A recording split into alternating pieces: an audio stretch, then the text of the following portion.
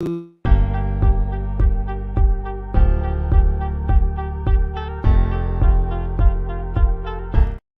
right, yo, what is up, guys? Brando here. Welcome back to another weekly edition of the Vols ATB podcast. Once again, joined by my boys Drew and Rob. Good old Rocky Top, baby. Yes, sir. Yes, sir. Another Wednesday, a good Wednesday. Last week, put in the little crystal ball about what was going to happen. Hey, man, I didn't think it would happen, but the Vols baseball team getting some very good news, going into Vanderbilt, sweeping them, getting it done. And then Rick Barnes, man, we were talking about last week, all the good portal news he was getting. Rick Barnes goes in there and he does it once again. Another big transfer portal edition, actually two that we're going to discuss, and a lot of football recruiting, a lot of nugs. So first off, Drew, Rob, the weekly, how are you boys doing? What's going on in your life? You doing all right? Oh, dude, living the dream, baby. Can't be any happier about that performance against Vanderbilt last weekend. On top of that, Rick Barnes getting a much-needed guard, filling out that position too. Pretty talented player under Dalton Next. And we got a lot to talk about as well when it comes to football, with the NFL draft being tomorrow as well. See where potentially Tennessee may have three, maybe even potentially even four guys being drafted in the first round. It's going to be a very historical night for this program. So I can't complain one bit. Yeah, man. And piggyback off that, man. We said it last week. Vulnerable team is a dangerous team. Tennessee came out and run ruled Vandy. And low-key, they could have run ruled them Sunday too, but I think they took their foot off the gas. I think Tony V knew he had the series wrapped up. He was like, guys, let's finish off. Let's go home. You know what I mean? Because I think if Tennessee was still trying, Vandy wouldn't have scored 5 Sunday. But huge additions to the basketball team. 2 solid ball players.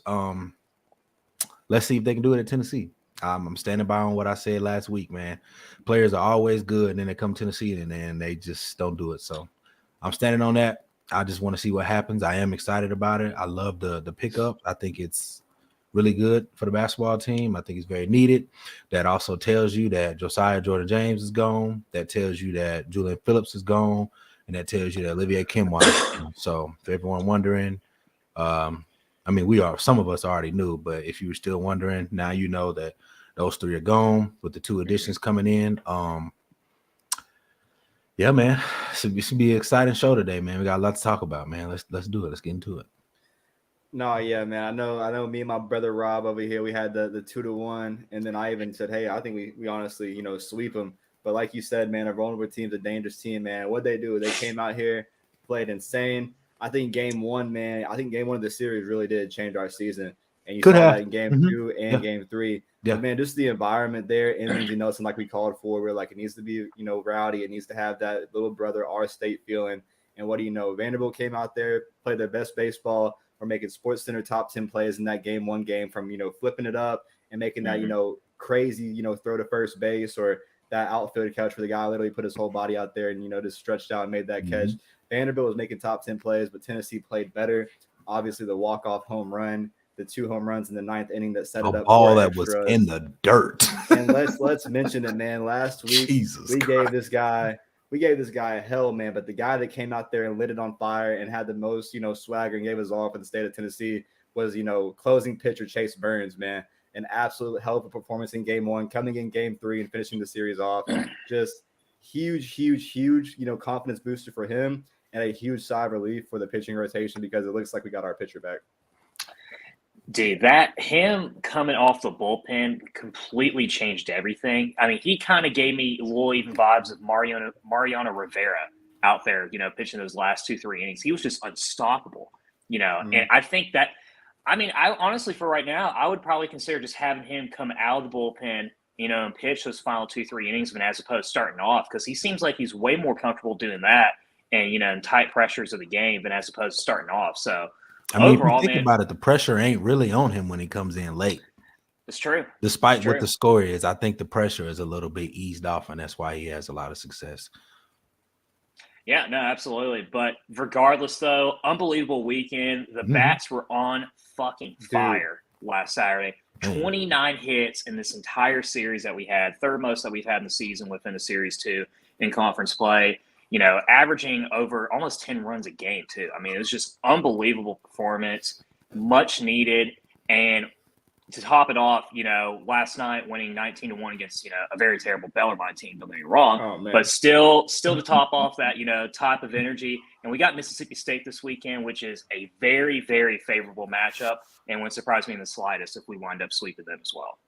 I mean, we talked about it, all last week, man, when that offense, whenever it was going to come to life, it was going to change this team. And, man, did we see that in games 2 and 3 against Vanderbilt, 17-1 and then, 10-5 in game 3. And then when we did the Bellarmine, man, we just bent them over a barrel and showed them the whole state of Tennessee. Like, I kind of felt bad, but you could really tell that it wasn't just like a fluke thing. Don't nobody feel bad for us.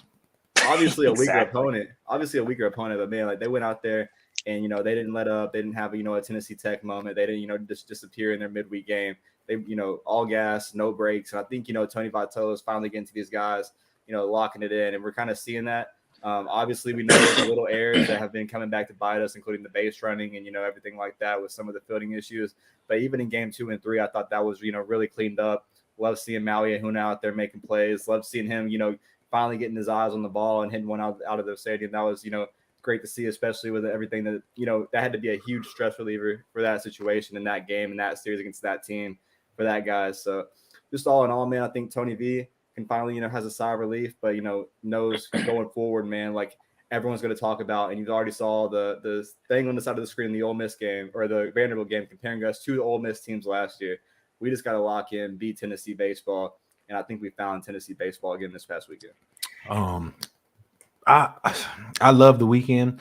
I won't say that I'm truly convinced that they have it figured out until they show me, because that's just one weekend. But I will say I was very impressed simply because at the end of the day, what you can't take away from Vanderbilt is they were the number 4 team in the country when they came into Knoxville. Mm-hmm. For one. Number 2, obviously Tennessee and Vanderbilt hate each other more than anything. Number 3, I won't even go so much to say that Vanderbilt wasn't ready to play. I think Tennessee was just ready to play baseball and, show that they belong and they can compete and, maybe show a sign that they might be back. They might be ready to go. That's what I was so impressed about, man, because I don't care what you say. Sweeping a top 5 team in the country is not easy to do. You just don't see that. You know what I mean? And Vanderbilt has the pieces everywhere. I do think that Tony V had the right hitting lineup for their pitchers. I think Tennessee was favored heavily as far as their bats versus their pitchers. That was really smart by Vitello. But I want to see them build on that, man.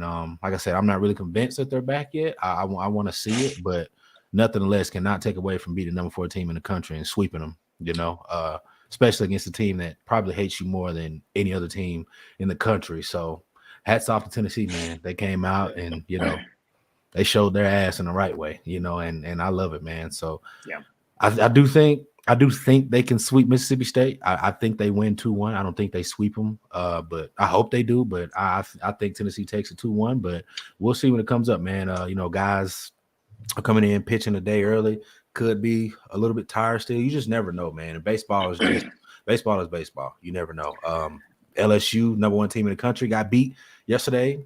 Number 1 team in the country, LSU, got beat last week. You know what I mean? So you just never know, man. That's just a game of sports all around. But baseball is one of these sports where literally anyone can be beat on any given day, no matter how good you are, man. But hey, hats off to the Vols, man. Keep building. Yeah. Keep building. I mean, we saw that last weekend too, even with Arkansas, who got swept by Georgia. And so Georgia's playing real good baseball right now. Georgia's playing good baseball, and luckily we got them in a couple weeks at home as well, which I think we should win that series it's at too. Georgia.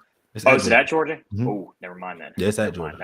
That might be a tough one, but I still think regardless, this Mississippi State series is going to be pretty favorable. I mean, guys, this team allows 9.8 runs a game in conference play, and not to mention they allowed the one common opponent that we have with Mississippi State is Vanderbilt, and they lost to them 26-3, 18-5, 11-7. This team is just not very good. They're not good, not at all. Yeah, and so I mean, we should take care of business. Tennessee swept them at Mississippi State last year, man, and it's still, I think, 8, 9, 10 guys on that team that were there last year, man. Those guys remember that, man. So I'm excited, man. It's gonna be a good series this weekend. I'm excited. The screenshot from last year in that series, where we had 21 hits for 22 runs or something crazy like that. Chase Dolander was bored in the dugout. I had to re-warm up his arm because he sat for so long. Man. So I mean, we saw what Vanderbilt did to them. We knew, going into the season, Ole Miss and Mississippi State, they weren't who we thought they were last year, the year before that, in prior years. Yeah. Definitely an off year, but I think they might, be confident to play us, be looking forward to play us after what happened last year. So I can understand why that one game, why they might be able to steal one. But I definitely think this is a sweepable offense. If we go out there, sweep Vandy, sweep another conference opponent, that would just all in all. I didn't want to get too far past Vanderbilt before we hop into Mississippi State to, acknowledge Griffin Merritt, man, because that play and that throw from, left field all the way to get that out. Yeah, Chase Burns was dealing, but I think that gave the team a whole lot of confidence. And then you saw Griffin come in there and walk it off. So, man, that kid was just playing outstanding. Didn't play game 2, but obviously didn't need him. My tweet was wrong. Went out there, beat him 17-1. Just the domination, man, to see the complete turnaround in such a little time, especially after being swept multiple times this year by conference opponents and then finally getting it together. Hopefully this weekend against Mississippi State, we can go ahead and lock in. But I'm fully confident in our pitching. I think we have the right rotation for at least now. We might, if something happens, we can always change it up and see if Burns is ready to come back into that starting rotation. But I was pleased to see everything I saw. I really do like that closer idea and was just happy to see the offense, man. This team, if they can play like that, like we talked about all year, there's no one they can't go on the diamond and compete with and win 2 out of 3 games. Like, it's impossible. So I hopefully we finish out strong. I think Tony Vitello moving Andrew Lindsay to Friday, Thursday, whatever, and having Chase Burns come behind whoever needs it. I think that was a freaking beautiful, beautiful move by Tony Vitello.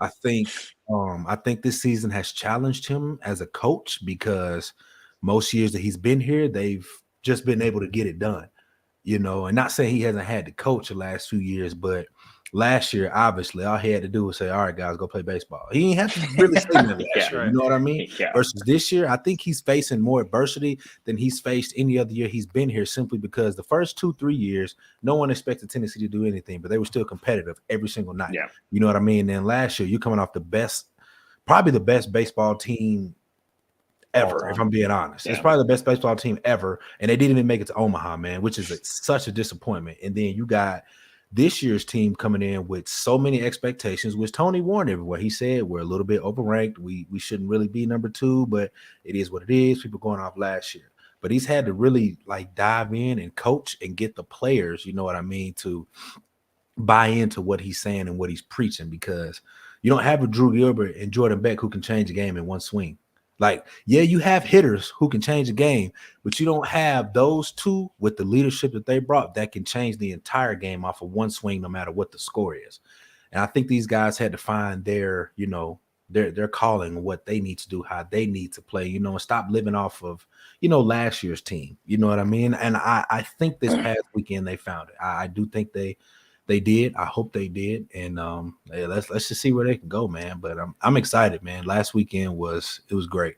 It was lovely to see. I call myself kind of watching a little bit of the game and then turning it off. That's what I've been doing the last few games, and they've been winning. So I'm going to continue to do that. Plus, I'll be in Texas this weekend anyway, so I won't even really be watching like that for real. But I'll turn it on for an inning or so and then turn it off. That's what I've been doing, so I'm gonna keep it going. I ain't gonna mess it up. Yeah. I had the friendly bet with my manager I talked about, last week. And for all games, man, whenever it comes down to something, whether it was, us playing Bama last year, we went to that, or, this series against Vanderbilt, or, basketball against them last year in Knoxville, we always talk about betting on the games. And I feel bad for him being a Vanderbilt and wanting to bet, his hard-earned money on a bet against Tennessee in athletics, just because of the track record with Tennessee versus Vanderbilt versus Tennessee in any athletics. But for heaven forbid that at work that I predicted this sweep and I didn't bet this, man, the outrageous amount of money that he was wanting to bet.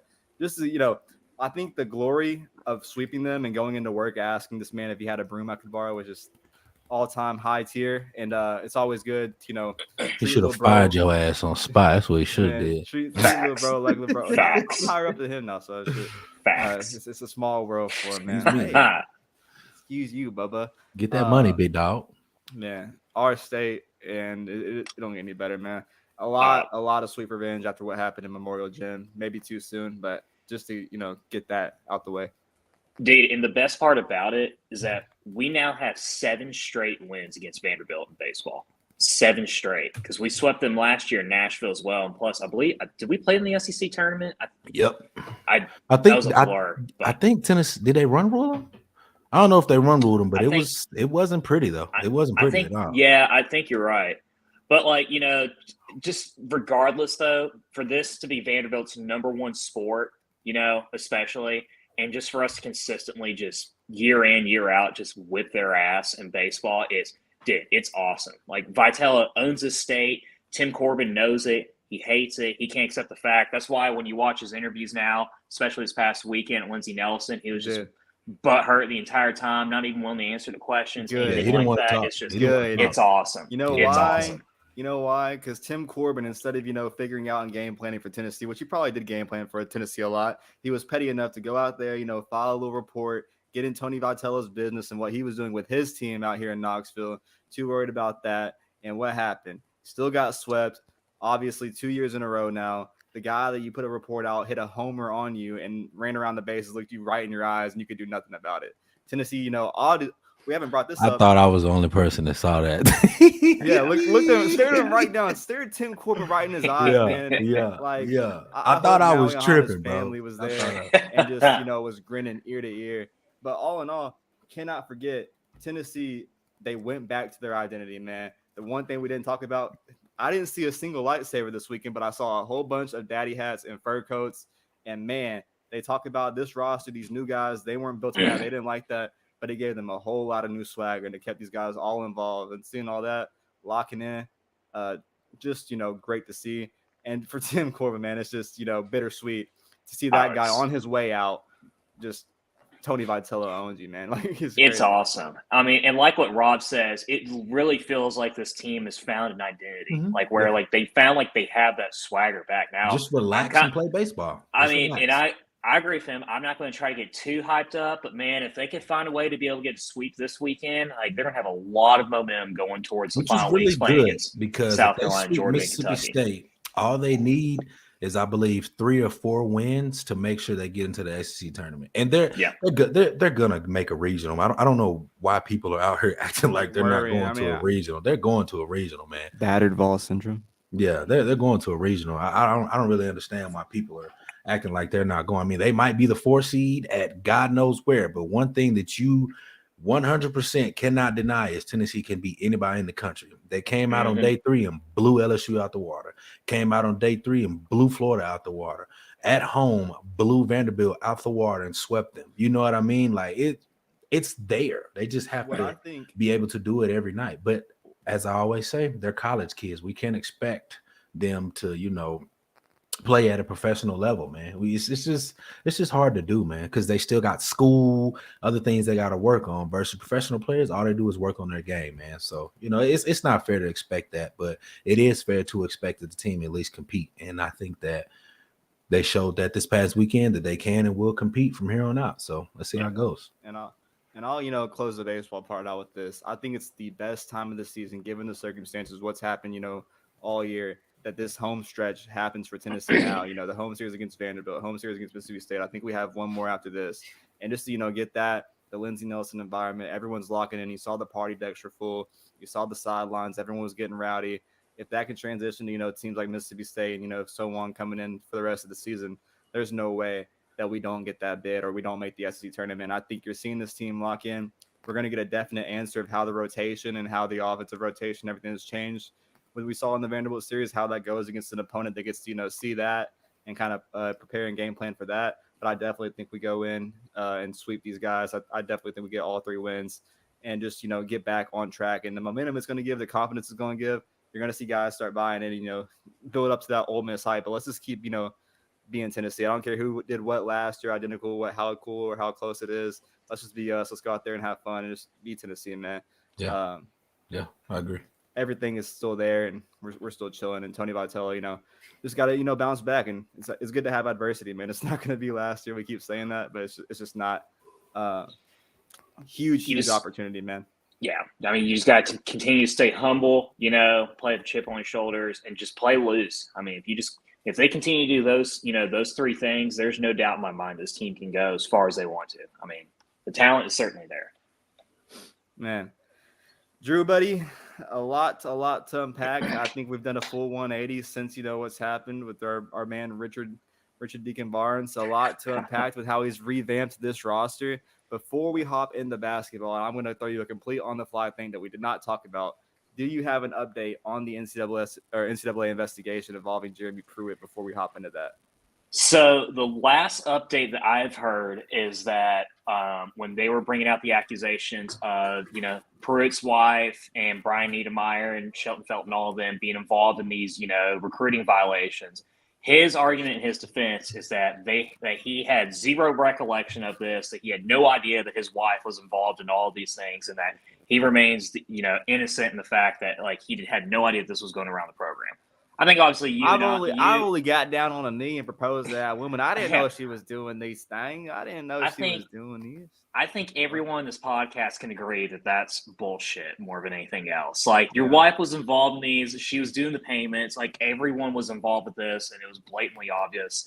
Why is most Jimmy recent wife pulling up to Knox County and other schools by herself? What in Tennessee? Yeah. What? That's what he's accusing. He's accusing his wife was the one that was behind this, and that that she was involved in these accusations and these violations, and he wasn't. Successful. Yeah, but regardless, though, I think 6 to 10 weeks we'll find out our final verdict, our penalties, and all this stuff. They're still not ruling out a postseason ban. I think it's highly unlikely, considering the fact that both Danny White and Greg Sankey both came in that hearing. And Sankey's even defended Tennessee as well in that regards too. So I don't know how accurate this sentence is for old Jeremy Pruitt, but I heard that Buddy might be looking at a little 4-year bid down in the Hoover, Alabama high school football system, because I don't think he's going to be on a college field until 2027. There's no possible way that he could be able to. I mean, if Niedermeyer and Shelton Felt unless he gets time served, the same prison. There's no way in my mind that he's not going to not have a show cause. So I think the worst case scenario for Tennessee, you're looking at two possible scenarios, is either scholarships reductions or a fine. So honestly, I'm not expecting anything. I think we're chilling. If anything, maybe 1 week or one game of the 2023 season where that happens, and hell, do it against Austin Peay or some shit. But just get it over with. But I don't think it's going to be severe like people think it is. I don't think it's going to be anything past that. I think it's not going to affect Josh Heupel's classes moving forward, or last year, or any kind of bowl ban. Man, it's just crazy to see these guys try to cower down and let it get this far to where people have to worry and have that battered ball syndrome, and another aspect of oh man, what's going to happen to these guys, put us in the dust. But really, it's just these guys being selfish to not take responsibility. And this kind of shows who they really are and who we had here running this football program. It's kind of sad. The guy that got freaking fired from IMG Academy as an offensive line coach. That just kind of there you go there. But I ain't got no connections. I don't know what's going on with Pruitt. I just hope we get this thing wrapped up soon, because I would love to not think about good old cornbread that I like to eat and see Jeremy Pruitt's head. I would say probably by mid to late June is when we'll find out what our penalties are. So I think regardless, though, Tennessee's in a good spot, and we've done everything that we possibly can in that regards of clearing our names. The only exception is us not firing Fulmer as well. We should have fired him on the dot. He was fired. So, they just made it look good. They gave him a retirement. He was not officially fired. He was everyone in University of Tennessee and outside University of Tennessee knows that he was fired. We know. I agree. Black and white is the thing. But they didn't terminate him on the dime, and that's what the NCAA is using as an argument, because they know as well that Fulmer was involved on the practices and some of these recruiting violations too. So that's the only argument the NCAA have, and that's the only argument really even Pruitt's defense has. But other than that, Tennessee's in the clear, guys. We're good.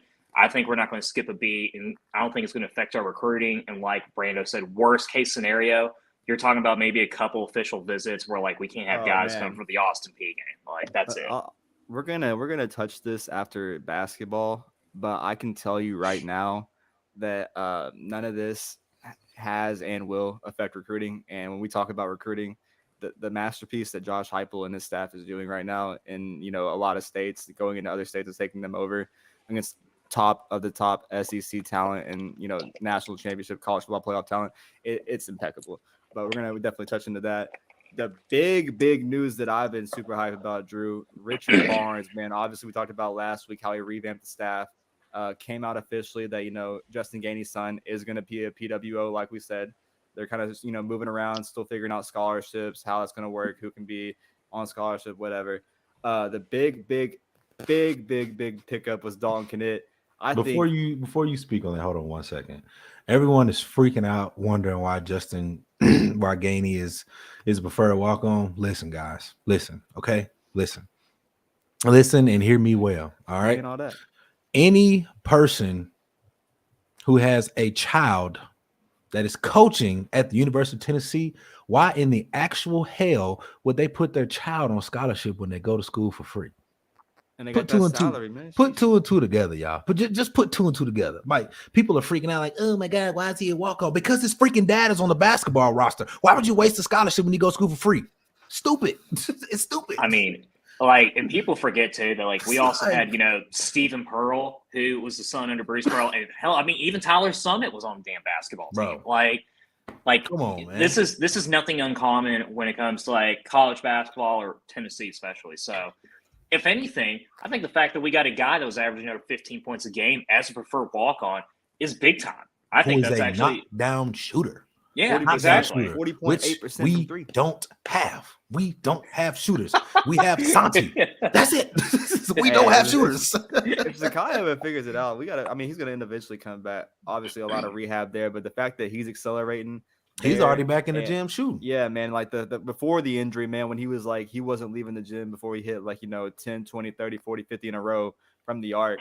So I just think that guy's going to be, more locked in than ever. Let's see if that happens. The pickup that I was going to, jump into, this guy, I think, is a all-around star, whether it's shooting, driving to the basket, being a dominant guy on the perimeter, whatever. This is a NBA talent, Dalton Knecht. Bro, I don't know about that. I think this guy is a superstar, man. Go watch this man's highlight film. I understand the talent level he was playing, but this man is putting everybody on a poster, bodies after bodies after bodies. I'm just super excited. Listen, obviously, bro. Let me chill before you hop. Settle down. Shush. Let me say this. Caution advised to what we see on film, because we understand what the Tennessee Vols basketball system will do to recruits. What you see on film is not who they're going to be in our system. I understand. But this guy is a guy that's not afraid to go up there and, play against anybody. And that was just, popped up to me. I think this guy's a stud, and I'm super happy about this pickup. Okay, well, I'll say these 2 things. All right. If he doesn't figure it out on the defensive end, he won't be playing in Tennessee. I can tell you that for number 1. And number 2, Freddie Mother Buckets. All right. I'm telling you right now. I've been talking about Freddie Buckets. Freddie Buckets. And I'm going to say it one more time. Freddie Mother Buckets. I'm telling you. He's the truth. I'm telling you. Like, Cameron Carr. I understand. The truth. Those 2 there, I promise you, they are going to be something serious next year. Cameron and Freddie Buckets, bro. Mark my words. Remember this. What is it? April the 26th, 2023 at 6:34 p.m. Those 2 next year will be a problem. Like, there's no doubt in my mind that Dalton Knecht is a good basketball player. He's a guy that can shoot. He can create opportunities. He can drive the basket. He can score. There's no argument. I mean, the man averaged over 20 points a game. Yeah. But he can't play defense, though, guys. Like, he played below average defense in Northern Colorado, and competition in the SEC is way far better, and the talent level is way higher. And don't get me wrong. I still have my faith that Rick Barnes can be able to develop him to be a solid defensive player. But you are not going to expect him to be able to drive in the basket and make plays like that under this type of system. Like, he's not. That's just not how it's designed to be. Like, I think he's a guy that can be able to come off the bench, that can score a few points a game and be good.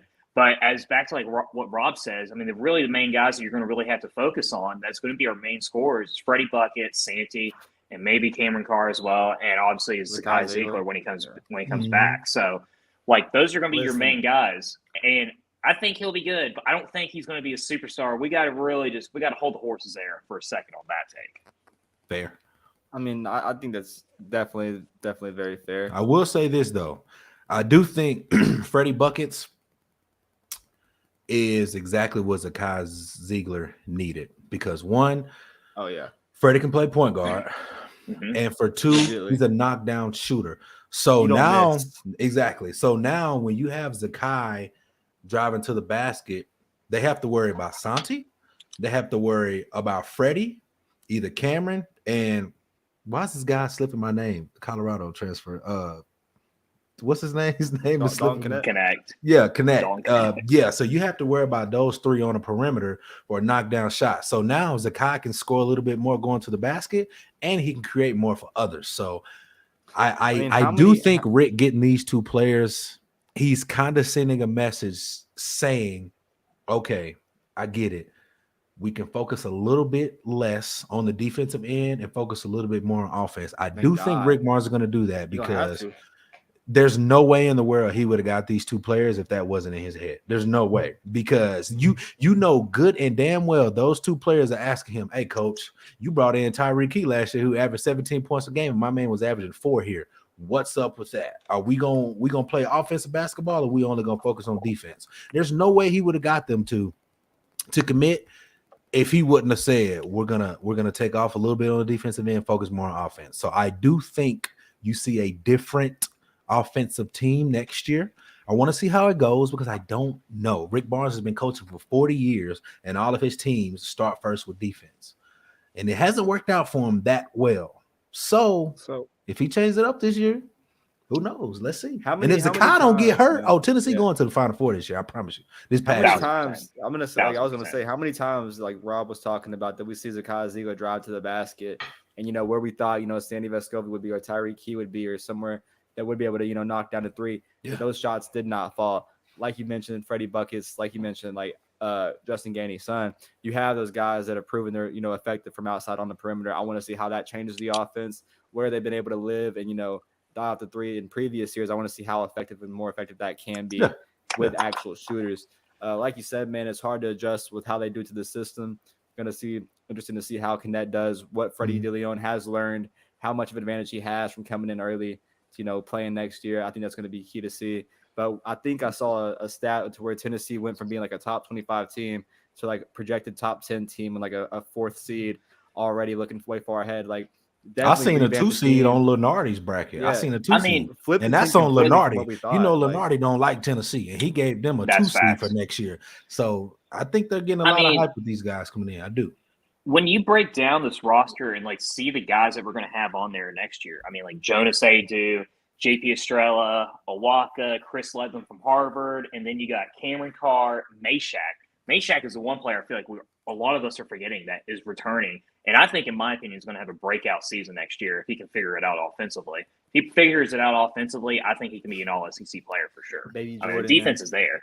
But, I mean, then you have Santee, Zakai, Gainey as well, and then Freddie Buckets, and then hopefully, fingers crossed, BJ Edwards is able to get some type of progress as well. I mean, that's a very talented and depth team over there. I mean, that's a team that could definitely make a run.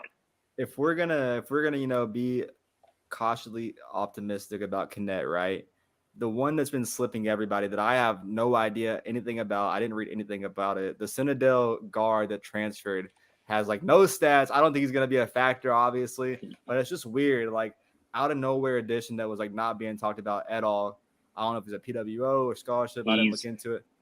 He's 1,000% a walk-on, Brando. He averaged half a point a game at the Citadel and played 3 games the whole year. Like, this man probably just wanted to go to UT and just ride the bench for a Power 5 program. Like, he wasn't even playing at the Citadel. So, he's a walk-on. Scout team.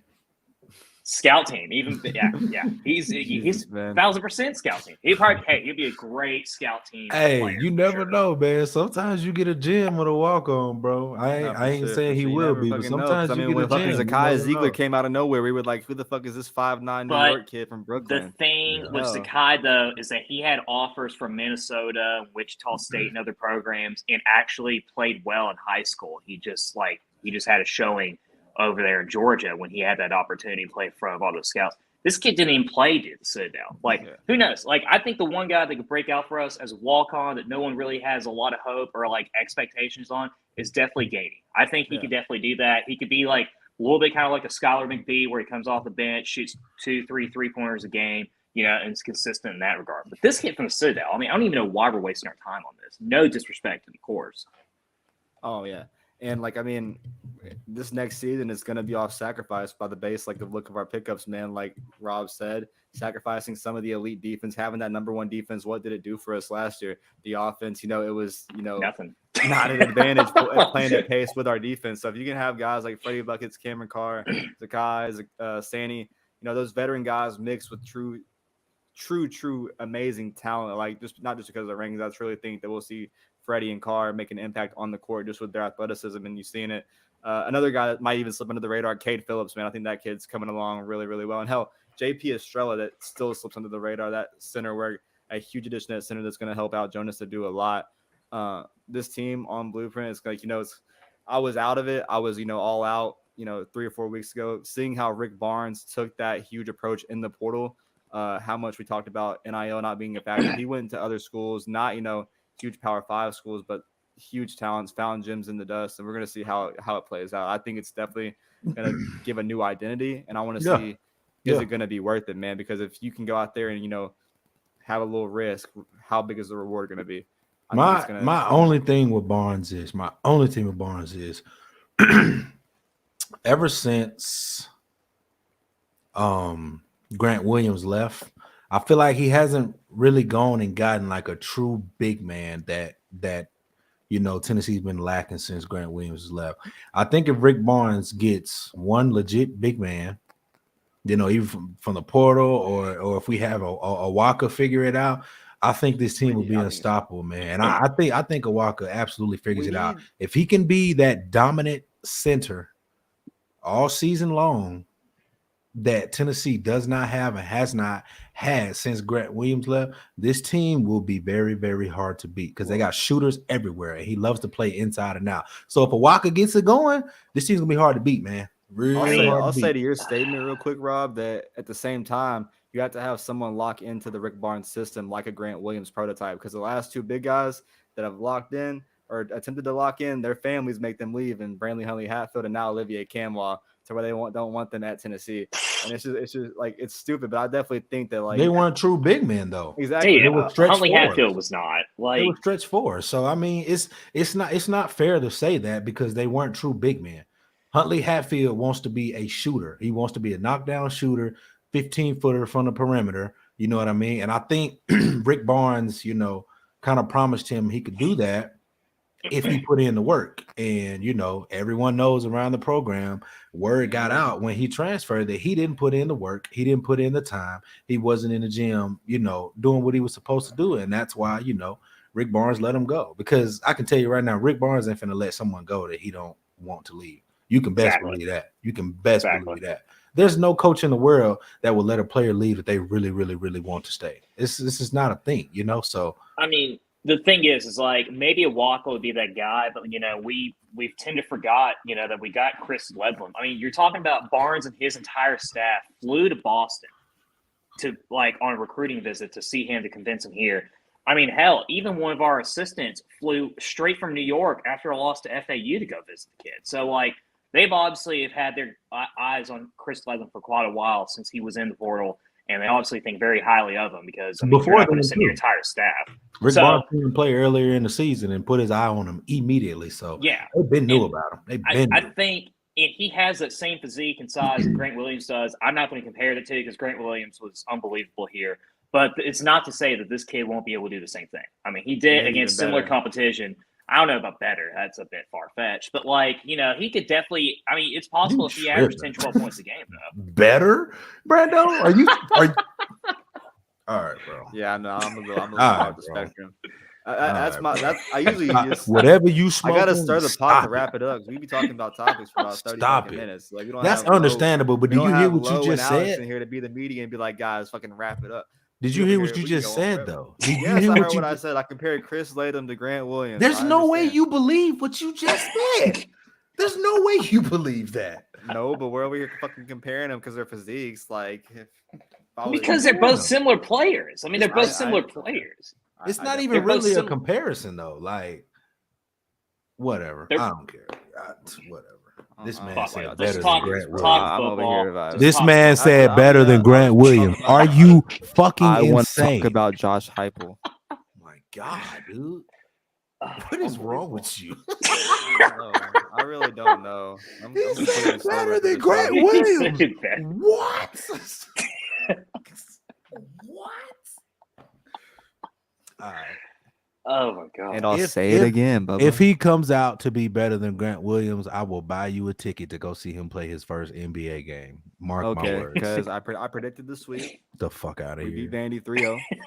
I predicted 10-2 on this show, and I'm predicting Chris Ledlam as the next fall great. Thank you very much. You want a fucking Scooby snack? No, if you can give me a little ouncy ounce, I appreciate that though. I don't know what that is. I got water though. That's definitely All what right. Brando needs. Water. Water. Well, H2O. You You need a need little somebody to H2O. slap the hell out of him. Better than Grant Super Williams. I've been on an ATB show since this brand launched. Oh, Maybe that's the problem. Let's just talk Um, about football. Good lord. Yeah, man, I'm down to talk about football. Better You know how than we were Grant like, Williams. I'm not getting over that. Rob, lock it in. I mean, you know, fuck it. I'm kind of Yeah, you lock it in and stop talking crazy. You're kind of right. You're kind of right. That was kind of not valid. I don't know. Why? Uncalled for. Uncalled for. Best of all time, Grant Williams. He's not best of all time either, but like, Can I have a take? Can I? Have no, a these take? takes fucking suck, bro. No, let's listen to it, Drew. Let's listen For to it. real? Let's hear this take. Come Go. on. Spice this conversation up so I can blast your ass. Let's go. I'm moving on to Josh Heupel. Yeah, that's what I thought. Come on. Okay. Like, Okay. That's So what I last thought. week on the show, right? Last week on the show, I brought up the topic of looking into the crystal balls, and yes, y'all gave me the correct answer. Fuck the crystal balls. Don't ruin a kid's moment. Da da da da. I understand. Not the right thing to do. Well, it came out, obviously, multiple platforms now. The Simmons scoops that came out from, On3 Insider lead football director over there, Chad Simmons. He was on the road, on the trail, going all over the mid-states, the Midwest, made his way into St. Louis, Missouri, Oklahoma, a lot more. And, man, going into the state of Missouri, like the trail that the Vols are kind of going on, there's a lot of good news for a lot that were kind of panicking looking at those crystal balls with, Georgia prospects that were trending there from the state of Missouri with, 5-star wide receiver Ryan Wingo and 5-star tight end Jaden Riddell. Having some talks with him, Chad Simmons, even though those crystal balls are in favor of Georgia, he still likes Tennessee's position there. He thinks Tennessee definitely leads. And the one that's really coming out for Tennessee is Williams. I'm not even going to try to butcher the last name. The 5-star defensive lineman, Williams Nwaneri. That's probably as best as I'm going to get it. Number I'm one. not going to try to butcher his name. Let me butcher it, though. Number one defensive lineman in the class. Top 10 player in the class. Tennessee leading there. Rodney Garner going all in, looking for 2 5-star defensive linemen, as it seems right now with him and Cam Franklin. Tennessee looking for the Memorial Day weekend. Last year, they had a huge list here that we talked about on Memorial Day weekend. They struck out on some, landed a really, really good 2023 class. This time coming in with a lot more momentum, a 10-2, 11-2 season under your belt, all the momentum with your NIL, Inspire Sports, and the Vol Club taking off, going to the next level in the new day and age of college athletics. I think that this weekend coming up is going to be huge for the 2024 class. I could go on and on for like about 15, 20 minutes of, prospects that are going to be here from 2024, 2025, 26, and so on for the future. But man, there is at least, a handful of guys that are top 100, top 200, top 300 players in the country. And just the potential for the class, in the next coming months from April to May, I really think you're going to see this class, after 7 additions the last 2 months, I could see another in the next 2 as well. This class is going to keep on growing, and I think Josh Heupel is truly building something special. But the fresh air to kind of have Chad Simmons go into the state of Missouri, not only giving us the benefit of the doubt with the 2 that we were kind of worried about, but even some more better news. And then Cameron Fountain, the 4-star edge rusher in the state of Missouri as well, still having Tennessee up there, also coming in for an official visit. So when that happens, the Memorial Day weekend, Drew, Rob, it's shaping up to be a huge weekend for Josh Heupel and the future of Tennessee. I mean, look at last year's Memorial Day weekend. Let me test your Darnell Tate, knowledge. Francis Magoa. Let me ask you a Tyler question. Casper. Let me see if you know this answer or not. So last year's Memorial Day weekend, who is the one player that they solidified heavily? Nico Ilavea. No, Jonathan Eccles. Oh, Jonathan. Okay. Jonathan Eccles. That's when they started the surge of this 24 class. So let's see if they can start the surge again for this class and the 25 class Memorial Weekend has been to the Vols. Let's see if it's kind again. I think it will be. It's shaping up to be that way. It's molded to be that way. So let's see how it goes. I'm excited too, man. I'm excited to see where it goes. And even if Tennessee, doesn't land all of those players, I think if you land 2 or 3 of them, you're still good. And I think that over time, if Hype keeps showing production, development, scoring points, showing development on the defensive side of the ball, I think everything will take care of itself. I mean, that's what you have Nick Saban and Kirby Smart doing. You put the product on the field, you show that it works, and kids will start to buy in and believe it, and they will start choosing Tennessee. It's still going to be hard to beat Georgia and Alabama for damn near any recruit. It's never going to be easy. Even if Georgia falls off the wagon and Alabama falls off the wagon, it does not matter. It's still going to be hard to pull those kids. All you need is 2 or 3. If you can get 2 out of 5 every single year, 2 out of 5 with teams or with players that have committable offers from Alabama and Georgia, you setting yourself up for success in the future. And Tennessee has done that the past 2 years in their recruiting classes. But you got to keep building, man. You got to keep doing it. You have to. Yeah. Shout out Rodney Gardner, man. I don't care what no one says. Rodney Gardner is the best coach. Robert Ayers too, man. Robert Ayers has been a tremendous addition to that defensive lineman assistant group, and he is recruiting his ass off for the University of Tennessee. It is crazy seeing the visits he's having right now and the effect he's having on the trail. Yeah, Rodney Gardner is literally molding him to take over when he finally retires, which I think will probably be in 30 years because Rodney Gardner the guy has looked the same since he was like 21 years old. Like Rodney Gardner has looked like that for 40 years. You know what I'm saying? So I'm excited though, man. I'm excited. I think Hype bringing in Ayers was probably one of the smartest, best hires he could have made possible. And also shout out to the strength and conditioning team, man. I couldn't tell you not one person's name on the strength and conditioning team, but what I can tell you is, man, he's that guy. What I can tell you is every single guy in that locker room, when they step off that bus, they look like an SEC football player. And that is not something you can say about Tennessee the last 2 years. Shout out to the strength and conditioning team, man. To me, that's the biggest pinpoint of this entire thing that Hype's building, man. I love it. I love to see it, man. I love it. Build on it, man. Keep building.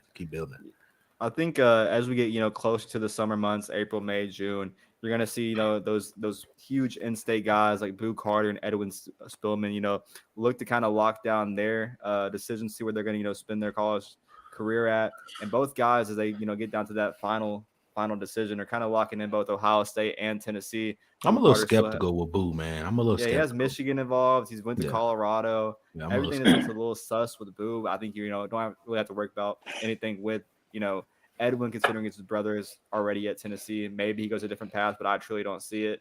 But definitely could watch out for Boo Carter to kind of be that one guy that Dion tries to have fun with in this kind of class. Go down the wire with. Definitely see him still being in this class. Just a guy that's come back from a lot, Rob, like you mentioned a lot before, outside the show, having to root for that guy just from everything he's been through, battling the adversity. I think he's going to finally get together, and I do see him in this class. But I think Tennessee is going to, look to lock down the rest of the state, including those 2 high guys and, guys like Ryan O'Connell, the 4-star offensive lineman from Page, Tennessee, just to get those guys kind of locked in, solidify the class, lock down the state. It'll be, huge additions, and then go and just try to finish it off, man. Like you said, the weekend's going to be absolutely huge. There's a lot of guys that have these visits for Memorial Day weekend that have already been to Tennessee, 2 to 3 times that might not make it to Memorial Day weekend without being committed. So a lot to look forward to with Josh Heupel on the 2024 trail. Just outstanding, man, to kind of capitalize off last year and be able to have that, good season under your belt to be able to recruit for and getting everything else out the way. Really looking to kind of light it up and try to get in that top 10 situation, Drew. Yeah, I mean, I think as long as you're able to get multiple commits on this recruiting weekend, Memorial Day, that you can deem as a success. I mean, you're going to get guys within a couple of weeks prior and obviously a couple of weeks afterwards as well. But as long as you get these big recruiting weekends and able to get 1, 2, even potentially maybe even 3 guys to commit as well, that's a very successful recruiting weekend for sure. So, and there's no doubt in my mind with the momentum that this program has in regards of coming off this huge season, 10-2, number 1 ranking for the first time in 20 years, winning the Orange Bowl for the first time in over 80 years as well. And then, potentially come Thursday, Tennessee's going to have 3 first-round draft picks, which would be the most in program We gotta talk history. about that. There's a lot of momentum going towards us. Yeah, let's go ahead, kind of hop into that, closing out the show. As we This get to that, I weekend- want to say one last thing on hype. I'm a little disappointed that Max is going to Ohio State, Nice a lot. Yeah. but I'm gonna let it go. I just want to throw that out there. I'm a little disappointed that they let Max get out of We state. told him to man. wait it out. He wanted to lock down his decision. He committed to Ohio State, but that's because Tennessee was trying to wait it out with a guy like Riddell. If Tennessee lands Riddell, then hey, it was worth it. It's just not a smart move, man. I don't think it's worth it but regardless. I agree with you, Rob, because I it don't gives think it's me worth it's a different position on the field, but it gives me flashbacks last year when they did not take Kyler Casper and just be over and done with it, and they waited it out with a guy like Carnell Tate. I'm not saying the same is going to happen with Jaden Riddell, but I definitely think Jaden Thomas going to a Florida State, they're 5-star flipping down there, and then him kind of falling in love with that tight end system and what it does to NFL tight ends. Just as all in all, Alex Albon still building that relationship. It's going to be a hard one, but I definitely think this offense is speaking for itself with any kind of offensive player, and he's definitely a pass catcher and can really, really benefit this this tight end room when guys like Jacob Warren and Max Castle are out of here. Going into this weekend, man, like I think it's a huge weekend for Tennessee because when we talk about recruiting, we talk about landing guys like last year that we missed out on, like Carnell Tate, or wanting to land a 5-star receiver and bring in elite talent. You've been having to have these guys and get them on the draft board and prove that you can, make that elite talent.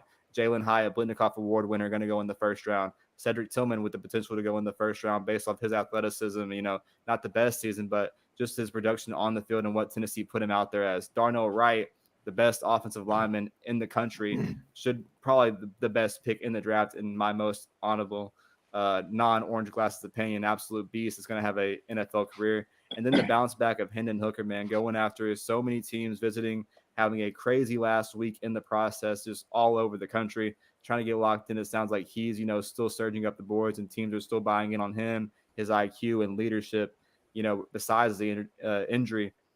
For this in Tennessee, it means so much more than these guys' future, obviously for them, but for what we can prove to how they can develop guys and get them to the next level and let them live their dreams.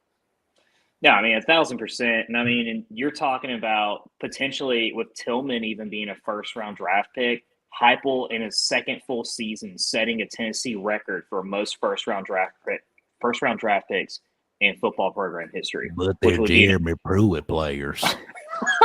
Okay, Vols picks.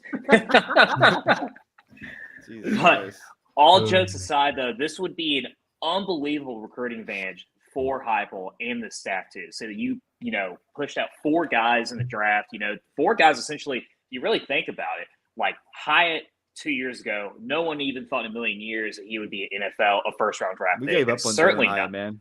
yeah, and certainly We not gave up Cedric on Tillman Jalen. either. And so No. Don't do that.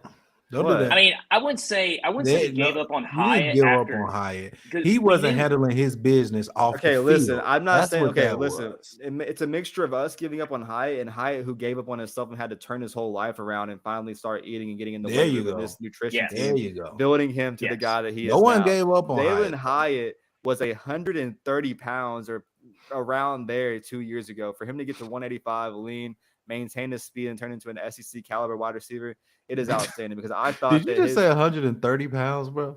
dude, he was like 130, 150 pounds, bro. He was not There's no being way able it to was maintain his 130. weight. He was not 130, bro. There's no He was way. like he maybe was like tiny. 150, 160, He was maybe. maybe it's exaggeration, but Jalen Hyatt was tiny. Yes. He was not. He putting was. the He right wasn't no nutrition 130, bro. You to know how stay on the small field. 130 is. And how many how pretty small. tough did it get for him? Probably mentally, My left physically, arm weighs him 130. not being on the man. field. Like he had to go out there and earn it. So that's just Yeah. No, I mean, I wouldn't say we gave up on Hyatt because we saw the potential he had his freshman season, But I don't think any of us thought after 2021 that this guy was going to score 5 touchdowns against Alabama. the Blitnikoff and win the Award Blake winner. Award. Like, yeah. what the fuck? Hey, Right. I will say this though. I was saying 5, like with you, like 5 touchdowns. But I will say this, bro. A lot of people forget this. 2020? Yeah, 2020, Jalen Hyatt's freshman season. He was behind Alabama secondary the entire game. JG just to give him the ball. So everyone knew it was there. That what he did to Alabama this past year, yes, it was a shock. Nobody expected it. But if you go back and you watch the tape 3 years ago, he literally did it his freshman season against Alabama. He was behind the secondary all game long. JG just didn't give him the ball. But he was there all day long. We knew it was there. It's been there. I'm glad it was together. And I will say this. I hate that Cedric Tillman got hurt. I hate it. It sucks. No one liked it. But I say this, though. And please don't take this the wrong way. Nobody. I know you two won't, but we have some idiotic fans. Cedric Tillman getting hurt was one of the best things that happened for Hendon Hooker, because all Hendon Hooker did was blanketed Cedric Tillman. Every single play, every single passing play, the first place that Hooker was looking was the Cedric Tillman every single time. If you go back and you watch that Pitt game, okay, Jalen Hyatt was doing the same exact thing he did to Alabama. He was behind the secondary, but Hooker kept throwing the ball to who? Cedric Tillman. Like I said, I hate he got hurt. I hate that. But I think him getting hurt allowed Hendon Hooker to grow as a quarterback even more, because it forced him to look left, right, middle. It forced him to look at every other read rather than just going to Tillman, which is what he was doing. I mean, think about it. When Tillman came back against Georgia, what did you see Hooker do? He started making mistakes. Why? Because he looked at Cedric Tillman every freaking play.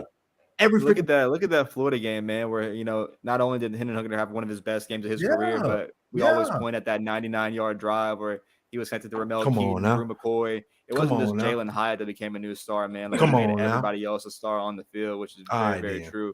And that's going to be a huge advantage for him, man, because no matter who he plays behind or comes in playing behind in the NFL, he's going to be that one great teammate, but also be that guy that's just hungry for more, wants to get his shot, and is going to want to, like, you know, take it serious. I don't think that Hendon Hooker is going to be content not being an NFL starter, or attempting to be an NFL starter, at least, you know, giving his all in the process. And a guy that, you know, came to Tennessee, everyone talks about, you know, how the offense makes you better, and it's a, you know, a decoy. Josh Heupel even said it on the radio. Tennessee was good because of Hendon Hooker. Hendon Hooker made Hendon Hooker good, and the best football for Hendon Hooker is ahead of him. If you have Peyton Manning calling you the new sheriff in town, my boy, you're doing something. Because that is you don't hear Peyton Manning say that about nobody. We talked about Jalen Hyatt and what everything he went through, his bounce back story. Hendon Hooker coming from, you know, his heart giving out him, all that stuff, the cold game against Clemson at Virginia Tech, and then coming to Tennessee, having his 2 years here, how he won the job, what he did this year. Darnell Wright, a guy that wasn't locked in. Glenn Ellerbe made him the best right tackle in the country. That guy, absolute dog, didn't give up a sack. And, you know, Cedric Tillman, man, a guy that in the NFL, lucky that this day and age, it's not all about what you did in college. He has the body for it. Everyone protected him as a 2-star wide receiver, did not care about him. He became a name on the field. It sucks what happened to him, like you said, but it made the team better. And it didn't ruin everything for Cedric Tillman in his future in the NFL. He had some great moments as a Tennessee Vol in his junior season, dominated teams all in all, especially ranked teams. One of the small things Pruitt did right. Yeah, won a lot of ranked games for us with his body. And I think, you know, an NFL team is going to be lucky when they realize what he brings to them on the field. And we're seeing Tennessee do it with multiple wide receivers. You see Josh Palmer flourish, Marquez Callaway have his flashing moments. I think you're going to see Cedric Tillman be that dog. Juwan Jennings. Juwan Jennings. Of course, Juwan Jennings, but he's the dog, bro. But my man ended Tabor's career. Tabor ain't been the same since that Florida game. Shout out to Swain. I'm gonna give you your credit. I know you said it on your show last week. I got you, Swain. I'm giving you your credit. Don't hurt Rob. Tabor ain't been the same ever since Juwan Jennings scorched his ass on that long touchdown play. He ain't been the same since.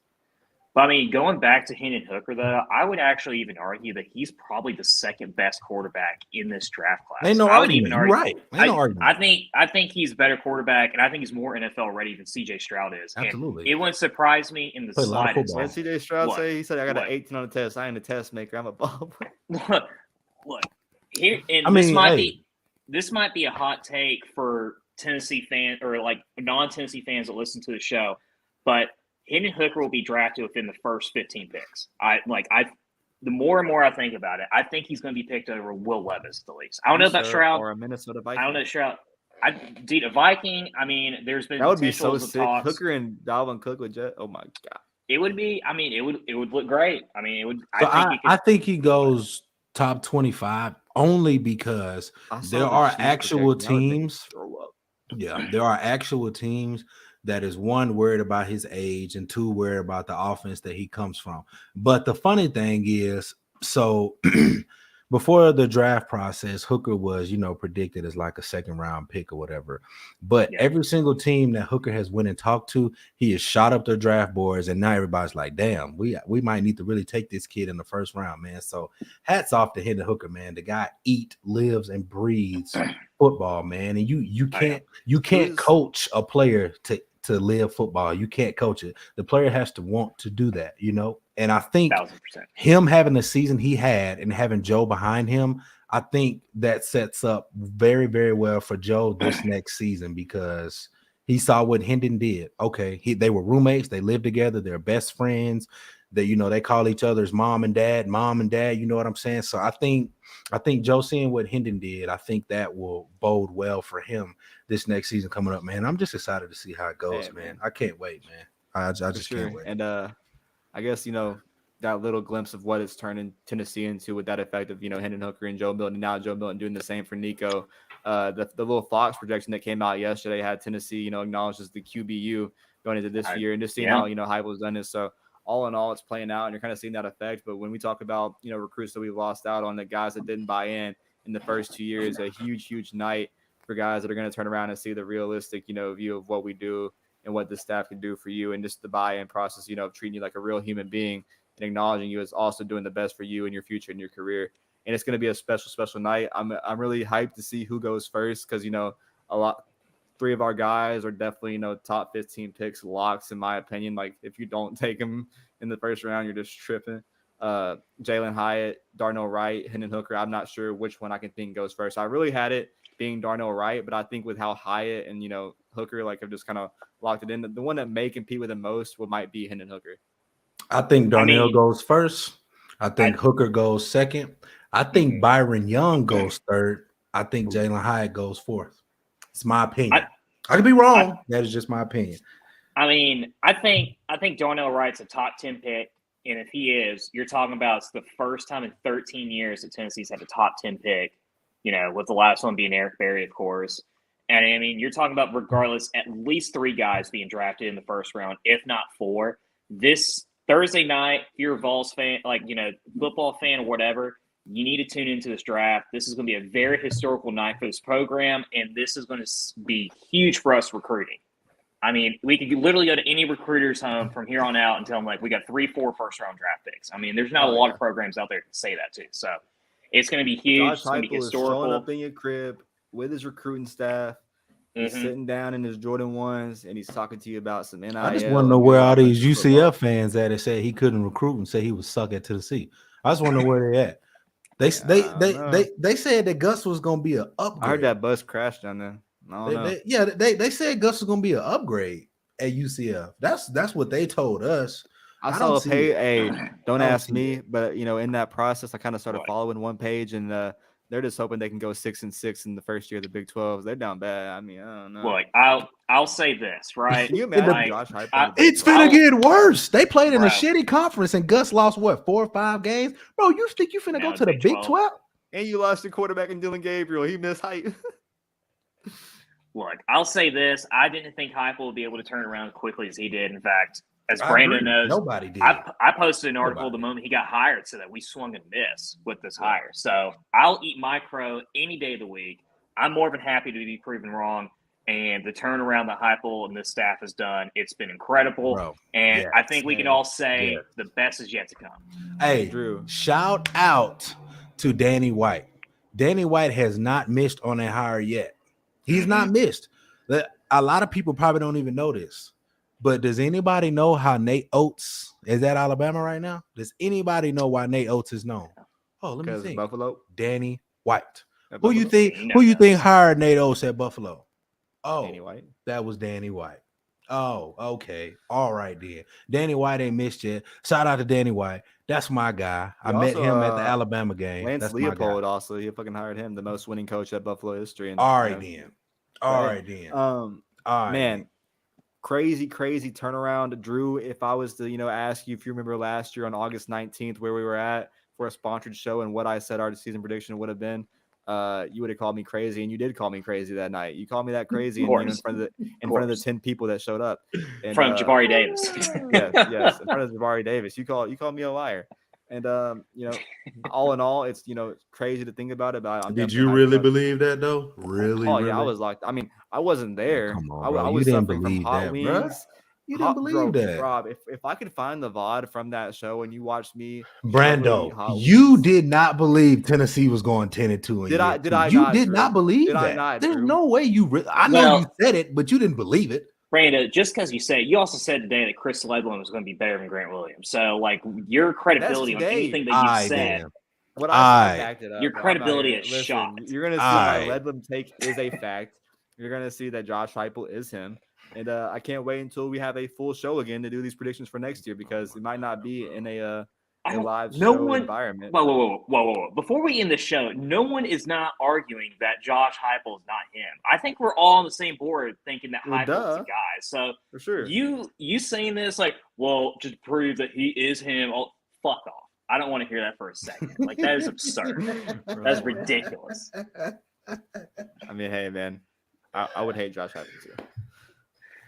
I don't hate Heupel at all. Nothing is directed at Drew when I'm talking about Josh Heupel. It goes back to the original statement about the UCF fans that literally just couldn't fathom and where we are now compared to Also, Brando, let's give them a little bit of taste of what we're planning for the first game of the football season next year. Let's give them a little taste, just a little Rob, bit. Obviously, look out for the sponsor, the affiliates of the Vol Club and Spire Sports doing their huge tailgate to kick off the season in Nissan Stadium, somewhere around there.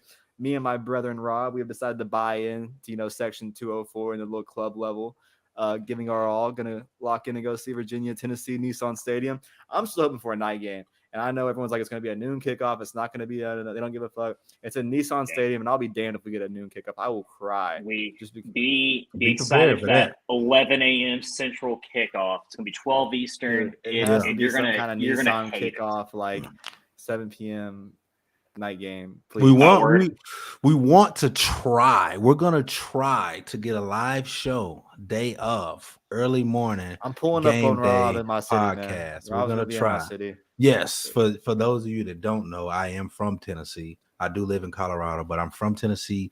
My whole family lives there. Nashville, Memphis. My family's coming with me to the game. I'm bringing everybody. Bought all the tickets. You know what I'm saying? 12 tickets in one row, bro. That's we coming. Crazy. We coming, man. We coming, and we gonna try to have a podcast day of. That's the plan. We gonna try to do it. We gonna try to work something out. Might not happen, but just know we're trying. I just hope for the love of Vols tailgating that Nissan Stadium and the NCAA come to terms and just bless us for week 1, man. Like open it up nice.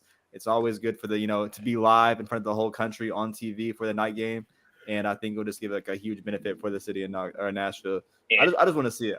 Personally, because I live here, and it's not a 3-hour drive back. But you're going to be in for disappointment. It's going to be 11 a.m. kickoff Nashville time. It'll be 12 on ESPN, where we'll beat the shit out of Virginia, like 59-6 or something like that. I'm gonna call Chris Lowe. Don't worry about it. I'll call Chris Lowe. I'll call my boy Chris Lowe and see if he can get us a night game, man. I'm lying, guys. I don't know Chris Lowe. I'm lying. Right? I'm lying. yeah. Oh, man. I did meet him though. I have met Chris Lowe. September 2nd on April 26th, and it's what we do every week. This weekend, a huge thing at task. Can the Vols prove that this weekend wasn't a one-time thing? We didn't just lock in for the Vandy boys. We're gonna go out there and take care of business against Mississippi State. Want to see a sweep there. Does Rick Barnes? How is the scholarship thing working out there? Do we see someone else leave? Do we add another guy? Interesting to see there, or if it just stays 3 guys. You're gonna see Euros, Triple J, and Julian Phillips are all gone. They're all done. So we're just gonna see how this plays out. A lot he was already there gone in the basketball portal. I know that's and for then, college stuff. So. The quiet part of the transfer portal in football, the second round. It's not as really crazy as the first round is, but a lot of guys that went through spring practice elsewhere. Not in the SEC because they can't transfer after spring practice, but a lot of guys from other Power 5 conferences, they're going to be looking to take another look. Does Tennessee add another offensive guard? Do they look to add a tight end? Do they look to add a wide receiver? Do they feel safe at edge rusher after spring practice? We will see. I think Tennessee looks at those 4 to 5 I positions. think all they need is an offensive lineman. I think I do everywhere too. else I'm they're worried about pretty that O-line, comfortable. man, because you lose one think guy, you so. lose the whole thing. I think get a lineman, but another defensive end would not hurt at all. I know that that guy from Michigan that transferred over to Colorado, he just entered the portal again. You know what's crazy? Rob, what you know Yes. about Taylor Upshaw? Remember that time when that guy entered the portal and I sent you that one DM of, what you know? No, I forgot. Enlighten me. Brandon. Oh, you know the DM of Taylor Upshaw saying that he was coming in on a special visit with his good friend from Michigan, Joe Milton, to visit Tennessee, and then he didn't do that, and he went to Colorado instead. But now he could come to Tennessee. Oh, do tell. Okay, I want Dion to know that Josh Heupel's coming. They're not gonna be able to compete until like year 3. Maybe year 2. This is not even. They ain't gonna compete. He won't make it 3 years. I think the quote is true that these players that are getting processed, that Dion doesn't even know their first and last name. So it's just crazy to see, and I think it's going to be a real bite the bullet when he realizes the personal relationship and the value, like how that plays into recruiting and attracting guys to your conference. Not just because of what you did at Jackson State, like you have to build relationships with what you have and what you inherited, and kind of just. I understand that flipping a program is part of the job, especially at a Power 5 school, but you are losing the most players in transfer portal history in college football history. It's insane. He's lost half his roster. It's Dion, man. He's barely going to be able to even play football with this. But I think people are reading too much into that because it's Dion, man. It's prime time. He's a good football coach. He knows what he's doing. You either trust him or you don't. I personally think Deion Sanders is doing exactly what he said he was going to do and exactly what he should do. And I think by year 3, I think Deion Sanders, they will be all right at Colorado. It's just my opinion. I could be wrong. Hot take. I have a really hot take. Deion Sanders doesn't make it to year 3 at Colorado. He goes somewhere. Why? Because he gets fired or because he goes to another school? Because they're not going to fire him. Okay, that's fair. He goes to a Power 5. I don't think for sure. I think Deion will be successful at Colorado. Remember when Deion Sanders got hired in Colorado, said they didn't even know what they were going to pay him. They didn't even work it out. He just accepted the job. Like, he'll win less than 3 games this year. I live 2 hours away from Boulder. Fall, and who are they calling first in their hand? The only thing that worries me about Deion in Colorado is, man, like I live here, bro. Boulder is a very, very racist place. It's a very racist place. Believe me, I live here, really? bro. Yes, bro. Very racist because it's right there beside Wyoming. Wyoming is. I'll give you a quick story and then I'll let it go. I know we're going over, but quick story. One of my friends is in the military. He's in the Air Force and he's out there in at Fort Collins, basically Wyoming. And he was in uniform in the store one day, and mind you, I'm on the phone with him, okay? So I can confirm that this is not a made-up story. I'm on the phone with him. But he's a black guy, obviously, and the friend that he's with is a white guy, and they're in the grocery store. And the guy walks up to him and goes, "Hey, thank you for your service, but not you," and points at my friend. Yeah, that really happened. That's really a thing. Wyoming is right beside Boulder. It's a very racist place. I hope that Deion does not have to deal with that. But it is a thing out there, and I hope that he can keep his composure. I think the fans of Boulder and the surrounding area are still riding the high of having Deion Sanders as their head coach and being able to even take football serious or even be able to hold on to the hope that it might be able to compete in the Pac-12 in the future. But that's definitely something to watch for, and just to see the kind of talent that does come because he lost a 4-star. It's not just like he's like losing transfers; he's losing commits to 4-star Jujuwan Johnson, who is a all-around player. He's a running back, quarterback, corner, can play every position on the field. Guy is a all-around talent, already decommitted. Boo Carter was there this weekend. I'm pretty sure he's ending up in Tennessee's class. Who's going to be those guys that Deion's able to go after and convince to go against Power 5 schools, guys that are going to compete in the college football playoffs and against those kind of programs to come to Colorado? It's going to be very hard, and I want to see how long he kind of takes that.